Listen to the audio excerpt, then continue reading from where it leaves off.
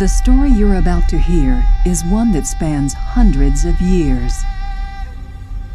It is a tale of life, of new beginnings and near demise, of warfare and peace.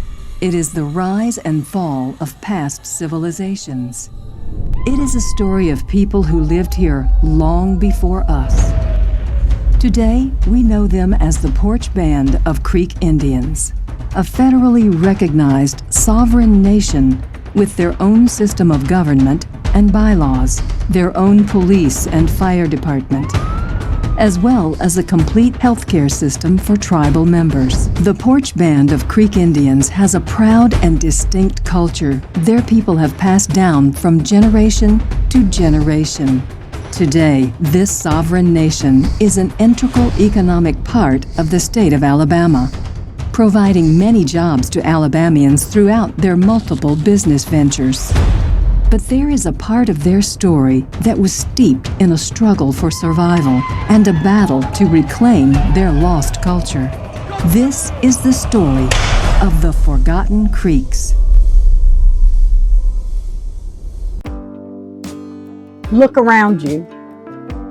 This land, these forests, these winding rivers, they hold echoes whose roots stretch deeper than oak, whose history is woven into the very fabric of Alabama itself. I speak of the Poarch Creek Indians, the proud, resilient, and enduring heart of the Muscogee Creek Nation in this land. The Creeks are descendants of mound-building cultures from before European contact. The Creek Nation was one of the largest and most powerful native nations in the Southeast, controlling present-day states of Alabama, Georgia, and Florida.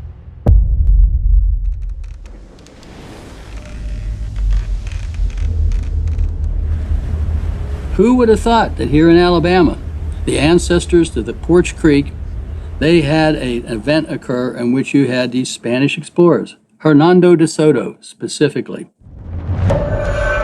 in 1540, ventured down the Coosa River, ultimately down by the Poarch Creek over towards Selma and Demopolis. In 1540 AD in the summer, northwest Georgia, northeast Alabama, they had COVID on steroids because the Spanish, looking for gold, they came into these villages and these dense towns and ceremonial centers, and they left behind massive amount of germs, particularly some lethal ones in the form of things like smallpox and chickenpox, measles, the Black Plague, which spread rapidly through them and led to depopulation. Archaeologically, we see all these ceremonial centers being abandoned. Etowah was abandoned. Towns going down these rivers, people were just leaving. As a result of De Soto's expedition, Native Americans suffered 80 to 90% population losses in most of present-day America. 4 centuries before the first ships touched the shores, our ancestors, the mighty Muscogee, thrived here. They built vibrant towns, cultivated the land, and lived in harmony with the natural world. Their council fires burned bright. Their ceremonies honored the Great Spirit. And their way of life was rich with tradition, community, and an unbearable connection to Mother Earth. Then came the storm, a storm of disease, of encroachment, and of broken promises. If COVID would have wiped out 80% of our population, think about a place like Atlanta. If 80% of everybody you knew was dead within 6 months, how many interstates would you need over in Atlanta? How many ballparks? How many skyscrapers? They'd be all abandoned. That's what the Indians did. It just broke their whole culture. By the time you get to the historic tribes in the 17th and 18th century, they're basically where they were all the way up into the 19th century. And it would take scores of years for the Creek Indians to emerge as one of the surviving tribes after Spanish contact. It's now the 1700s, and the French, the British, and colonists have all made some form of contact with natives. some tension had risen among the different people groups, so, in 1763, the British created the Proclamation Line, which prohibited Anglo-American colonists from settling on lands acquired from the French following the French and Indian War. They started moving around. They did an end around along the Gulf Coast through Florida and the Panhandle and came up into Alabama. Some of them came down the Tennessee River like DeSoto and came in through the mountains, and it reached a boiling point where eventually you had conflict. But how are current-day Creek Indians related to these events? Confirmed records of the Creek Indians date back to the late 1700s, when several Creeks worked as interpreters for the U.S. government during the American Revolution. It was common practice for Native people to take on jobs with governments, various colonial governments, state governments, later on the U.S. federal government as interpreters, sometimes members of the community. The relentless tide of westward expansion swept across their ancestral lands. The very ground beneath their feet, held sacred for generations, was stripped away. We speak of the Creek War, a civil conflict fueled by desperation, and the devastating, heart-wrenching forced removal, the infamous Trail of Tears that tore families apart, scattering kin to distant alien lands. But there was a civil war that broke out in 1814 among the Creek Indians over how to respond to the Americans, the British, the French, and even the Spaniards, who were all trying to take their land. The White Sticks were the ones that wanted to, let's get along with everybody and let's just all, we can keep maybe our language, but we can speak English. It would be better than speaking Muscogee. On the other hand, from what I understand, the Upper Creek towns in northern Alabama, they didn't really like all these white settlers moving in. They wanted to basically resist any kind of attempt to change their clothing, their lifestyle, their religions. They were the Red Sticks, and they were willing to fight. That's how it broke down, basically. In the Treaty of Fort Jackson in 1814, which ends the Creek War, Andrew Jackson promised the Creeks that the remaining land would be protected, and the United States would only have the right to build roads and military posts and trading posts within that territory. When they ultimately lost in Jackson and Horseshoe Bend, they signed the Treaty of Cassetta. That gave up kind of the central part of their original territory, and that became the original state of Alabama. That's how in 1819 Alabama became a state. Fast forward a few years, and General Jackson is now President Andrew Jackson. President Jackson wanted to remove predominantly Southeast Indians to open up more land for cotton expansion, for the expansion of white settlement. There were also conflicts with state governments and the tribes that he thought would be solved by removing the people farther west. But just a few years later, Jackson's disdain for Indians became most apparent when he ordered the removal of all southeastern tribes to make space for white settlements. The Indian Removal Act resulted in what we know as the Trail of Tears, a forced march from the southeast to new lands in present-day Oklahoma. Andrew Jackson was elected president. The following year, the Congress passes the Indian Removal Act, which Jackson signed. That act was to remove all Native Americans from the eastern United States, not just the South, but also up in the Midwest. The government and the Army moved all the Indians in Georgia and all. They'd round up 1,000 or approximately 1,000 Indians, and they'd put an officer in charge of that 1,000 people, and they'd march them to Oklahoma. When they got into Alabama and the Creek War, the Creek people started resisting the government's intrusion. And so the Army was so busy that the government started hiring contractors But they'd round up Indians here and carry them to Wetumpka, and lo and behold, a lot of them would escape.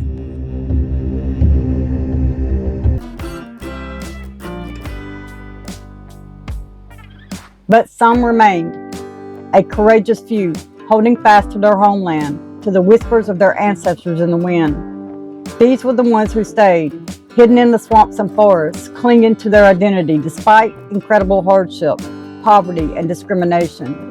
Imagine the sheer tenacity, the raw courage it took to survive, to keep the flame of their culture alive when the world seemed determined to extinguish it. The government finally realized the inefficiency of that, so they just quit. They abandoned the effort, and so they never got the people that was here at Poarch.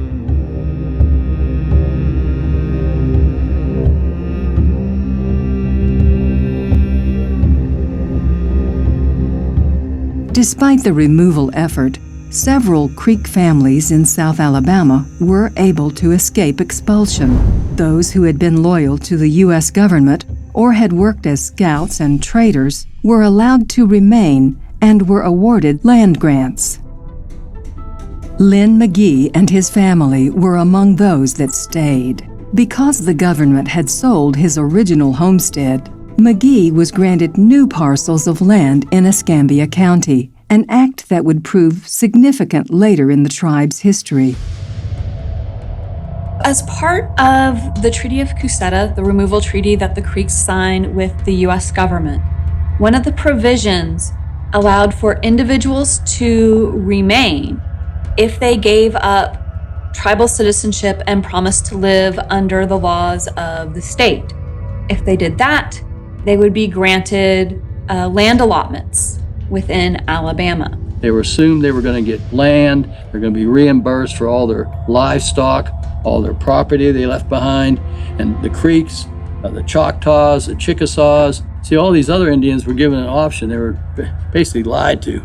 Told them they were going to get paid, they're going to get land, they're going to get this, if they were willing to move. Over 15,000 Creeks were removed from the South and taken westward into what is now Oklahoma.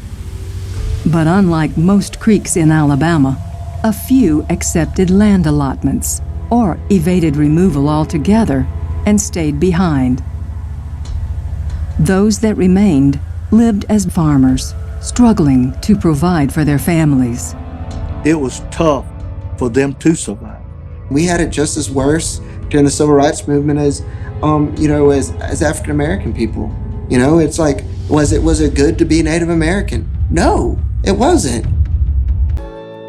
They were the forgotten Creeks, overlooked by government that sought to erase them, marginalized by society that often denied their very existence. They faced Jim Crow laws, fought for basic rights, and endured the painful sting of prejudice.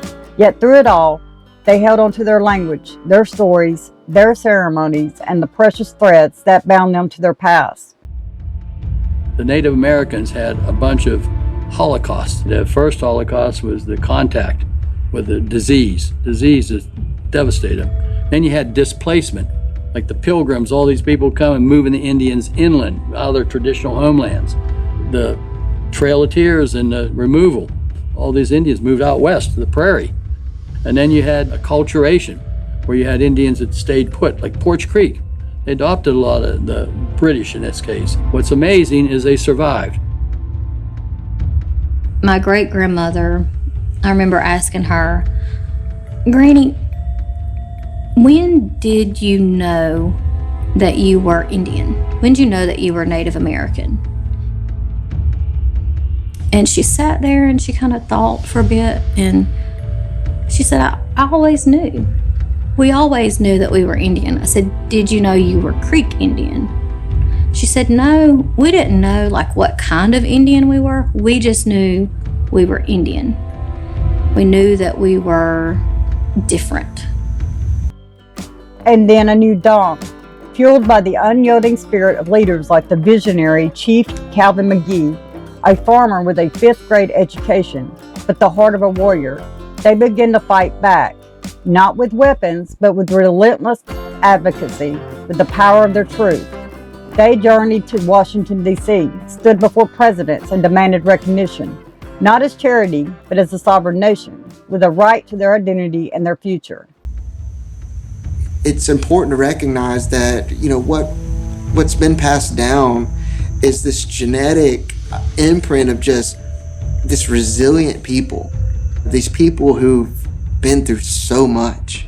There are civilizations that didn't stand the test of time. They died out.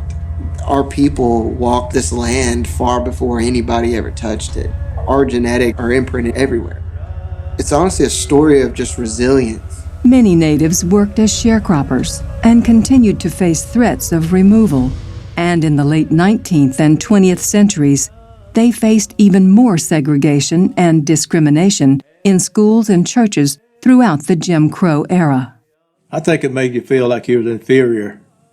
To me, it did for me, that you were lesser.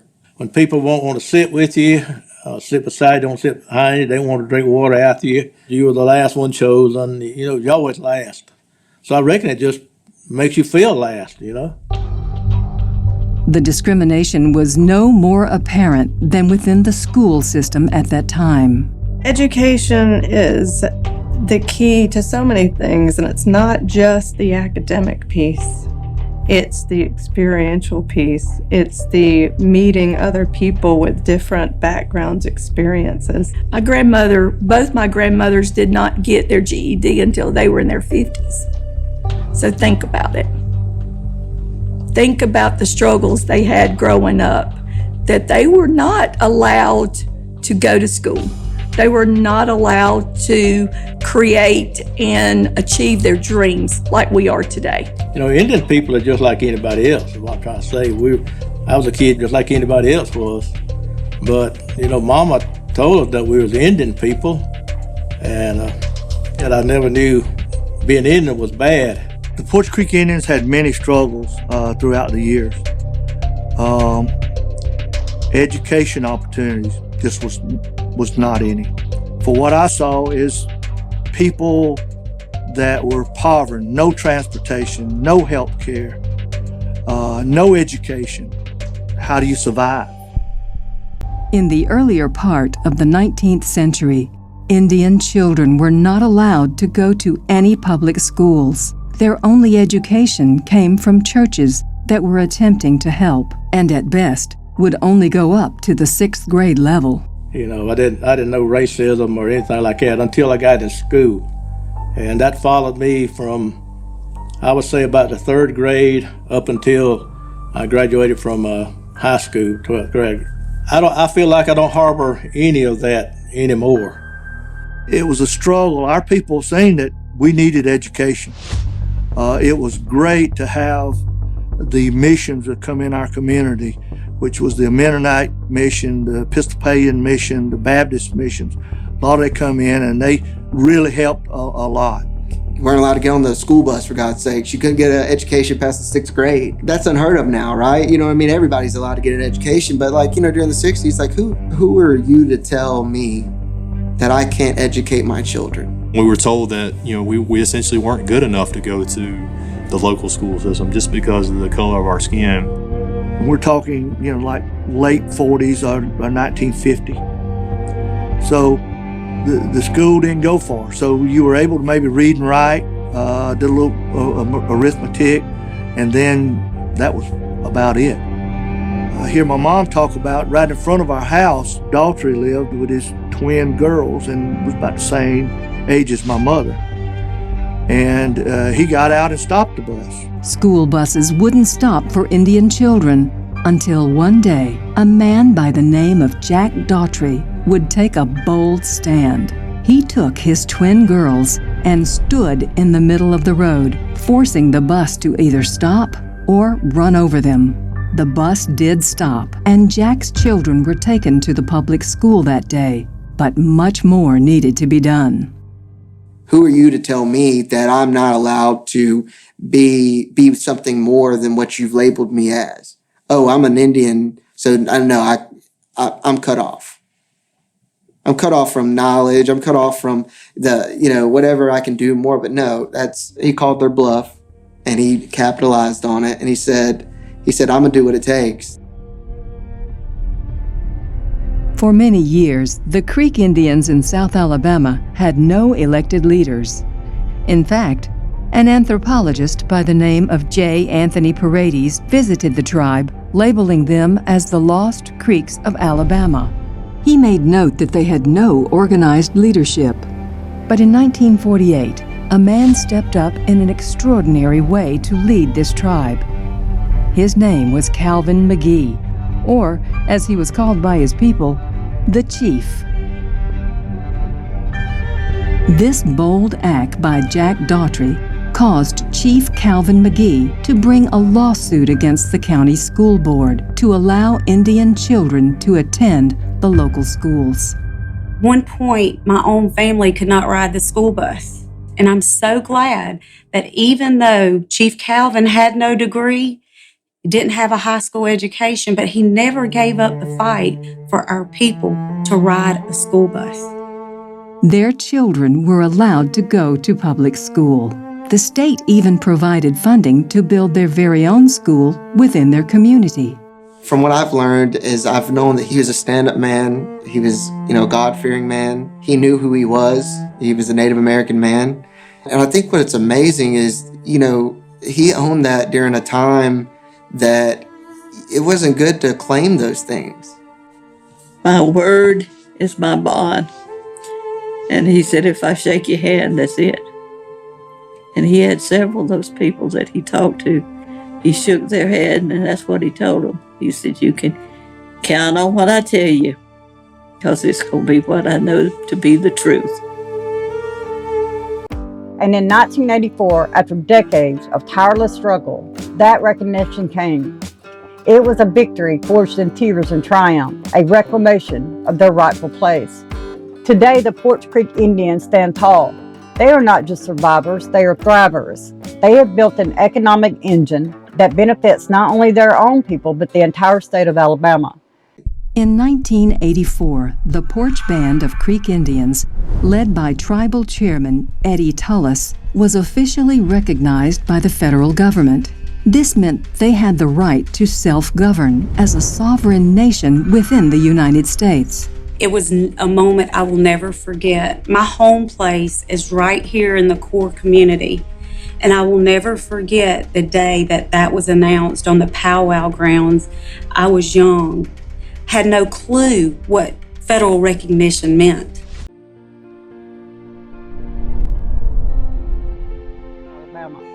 They invest in education, healthcare, and community development. They honor their elders, nurture their youth, and share their vibrant culture with the world. When you see the Poarch Creek Nation, do not just see prosperity. See the echoes of those who refuse to be broken. See the strength born of adversity. See a people who, against all odds, chose to remember, chose to rebuild, and chose to rise. They are a testament to the enduring human spirit, a living legacy that reminds us all of the power of resilience, the importance of heritage, and the unyielding strength found in unity. Their story is Alabama's story, and it is a story that demands to be heard, be honored, and to inspire us all. So thank you for listening to the story of the Poarch Creek Indians.